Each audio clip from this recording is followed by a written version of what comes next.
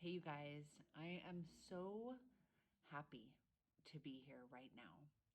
I want to talk about something that I've been giving a lot of thought to, not only thought to, but also really spending time deepening in this practice. So, I want to talk about self care and I want to talk about self love and the importance of it. And I know that there's a lot of talk right now about it. It's on every magazine cover. There's tons of videos about this very topic. And I feel like in some ways self-care and self-love have been misunderstood and misinterpreted. And so while I don't want to minimize the amazingness of manicures and pedicures, I don't want to minimize how relaxing it can be to go on a little shopping trip, grabbing a latte. I love all of those things. And I want to talk about deeper self-care. I want to talk about the kind of self-care that has completely transformed my life. So, grab a cup of tea, a green juice, water, coffee, whatever sounds good, and then I'm going to dive in. I'm going to try to do this all in one take. I have a few notes, so if I glance away, then that's why. But what I want to say about self care is that it means for me tending to my soul with presence and in a way that values, a way that acknowledges with love my presence here on this planet. It is not always easy to have a relationship of love. It's not always convenient. And that brings me to the first thing that I want to talk about. For me, self-care has meant a willingness to be with whatever I'm feeling and my emotions. Some of you know I was a huge stuffer. Every uncomfortable thing that ever happened up in my life, up until probably my early mid 40s, got pushed down into my body. And I spent decades running around with all this stuff like stuck in my body. And so self-care for me has meant allowing all of the stuff that's been repressed to come up and out. There are processes to this, and I'm going to talk more about that later, but so that this video doesn't go on for hours, I'm just going to keep it kind of to the basics. Self-care has meant honoring whatever is coming up in the moment. And I'll just say briefly that as children, as babies, we're born emotion feeling processors. And so many of us somewhere along the way buy into a belief that it's not okay to do it. So we repress our tears. We express anger in ways that aren't necessarily healthy, right? We're human in the way that we express it.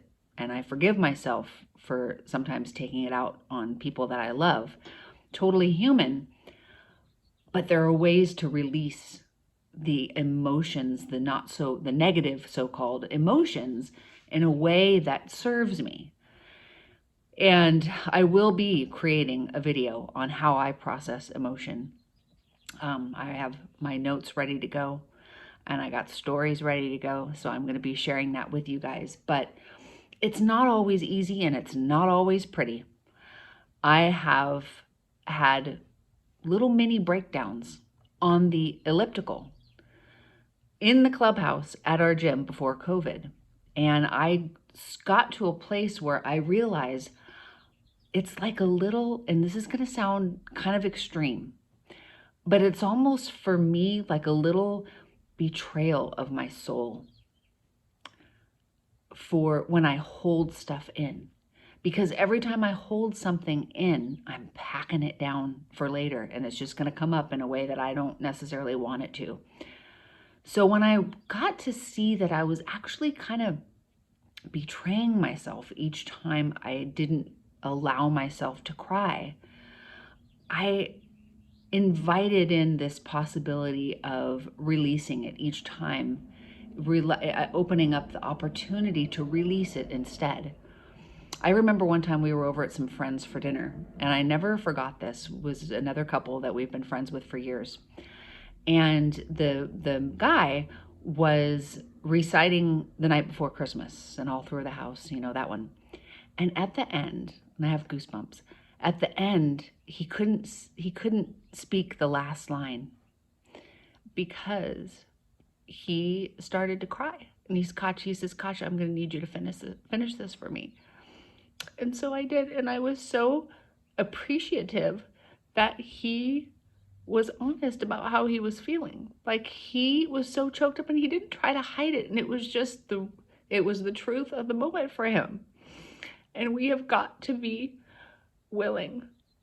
We've got to be willing to feel our emotions, because this world would be such a different place if we did. This world would be so different because we wouldn't be out there taking it out on everyone else. We would just be honoring what was coming up.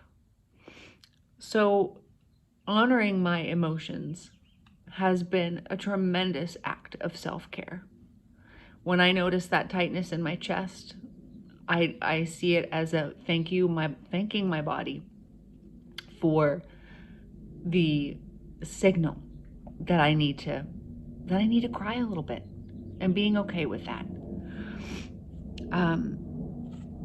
Self-care has also involved forgiving myself for ever judging myself. I judged myself for so many things all my life and for decades. And when I recognized that all of those judgments were also a, how do I want to say? The judgments were also almost a betrayal, because I lost my train of thought. I got to be honest with you guys. I lost my train of thought. I'm so caught up in the moment of what I'm feeling right now. I'll just be completely honest with you.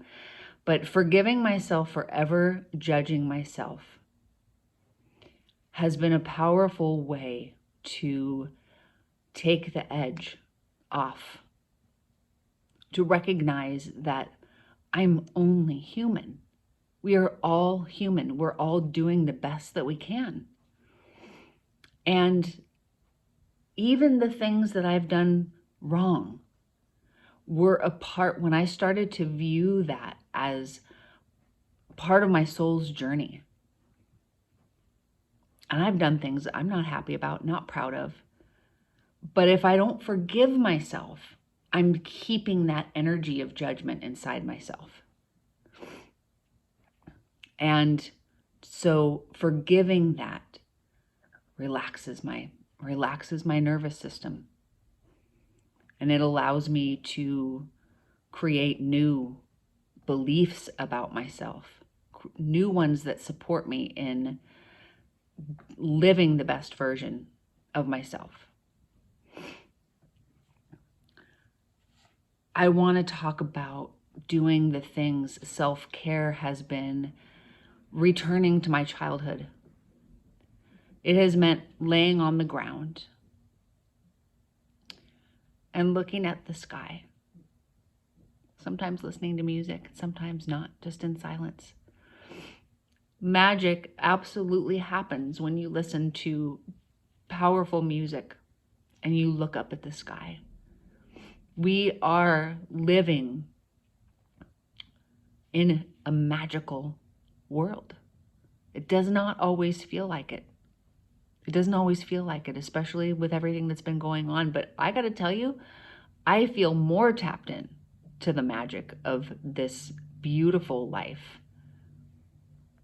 We got to have the shitty stuff to be able to really notice the beauty as well. It takes one to know the other. I've been returning to my childhood, laying on the ground, roller skating, dancing, singing. And these are all things that bring me into the present moment. They bring me into my body.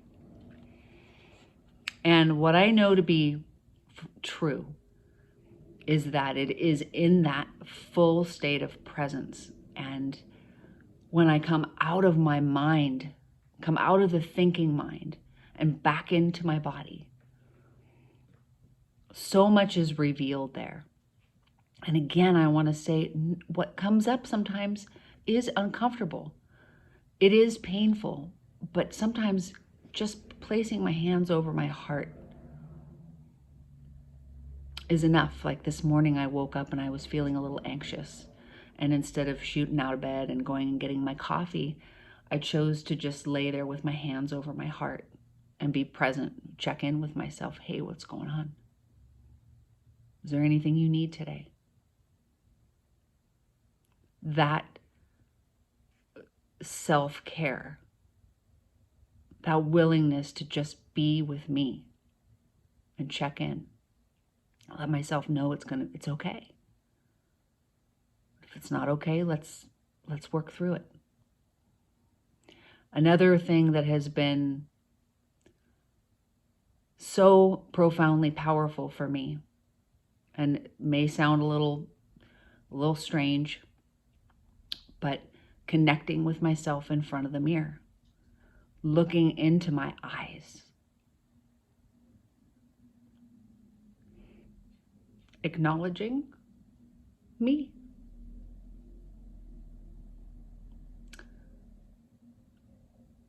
Noticing and recognizing my soul. You're so much more than your physical body. You're so much more than your weight. Whether you have wrinkles. You're so much more than that. And I notice for me, when I have started to tend to myself in these ways that call me into the present moment, I identify less with my physical body. I see my physical body as just a gift. It's a gift to live this life. And I don't care if you have no ass. I don't care, how big your nose is. All those little things, they're just part of this life experience. It's part of, I remember, and not to minimize, like I don't want to hurt anyone's feelings or downplay how you might be feeling. Trust me, I get it. But if you knew the miracle that you are, if you really knew that, I know for me, as I've recognized that, it's taken that pressure off. You're not here to just be these perfect little people running around. The things that are different about you are what make you amazing. I remember one evening, my husband and I, we went to watch our daughter in a talent show, and there was this young gal that was walking around, and I was fascinated by her because she was quirky and she was just being her. She was dancing around and kind of in this just quirky different way. And it struck me, and I have goosebumps in that moment. That is so cool. Like, she's just being who she is, and she was in the talent show, and she was fantastic, by the way. But anyway, our little things that are different about us, it makes us unique. And what if, when you look in the mirror, it's an opportunity to accept where you are? truthfully, I don't always have this amazing experience when I look in the mirror. I notice fine lines. I notice the imperfections. But what if our imperfections are just an invitation to accept yourself just as you are in the moment? Because it is what is in the moment. And chances are, we're our own worst critic. You are amazing exactly as you are right now. So I'm going to just take a brief look at my notes. And I want to make sure that I'm not missing anything. And I don't think I am. I think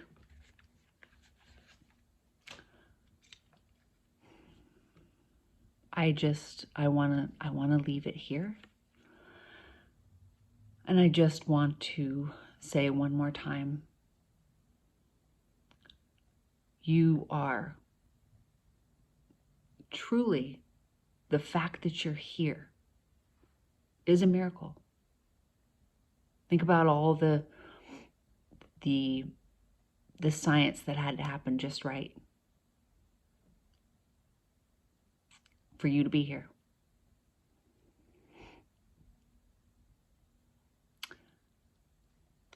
I'm sending you so much love. See you next time.